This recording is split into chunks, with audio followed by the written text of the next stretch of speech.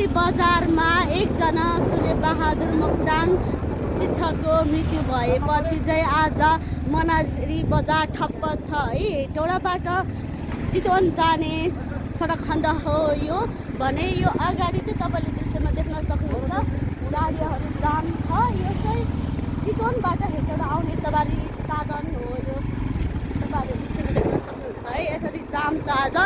उनीहरूले चाहिँ वर्षेनी अथवा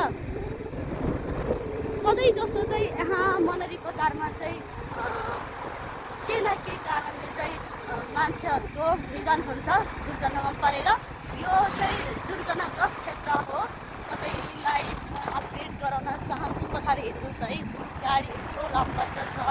बन्द भएपछि अब शिक्षकको निधन भएपछि चाहिँ विभिन्न शर्त र मागमा चाहिँ उनीहरूले चाहिँ आज चितवनबाट हेटौडा आउने र हेटौडाबाट चितवन जाने दुईतर्फी सवारी साधन चाहिँ पूर्ण रूपमा ठप्प गरेर चाहिँ आन्दोलन गरेको अवस्था छ।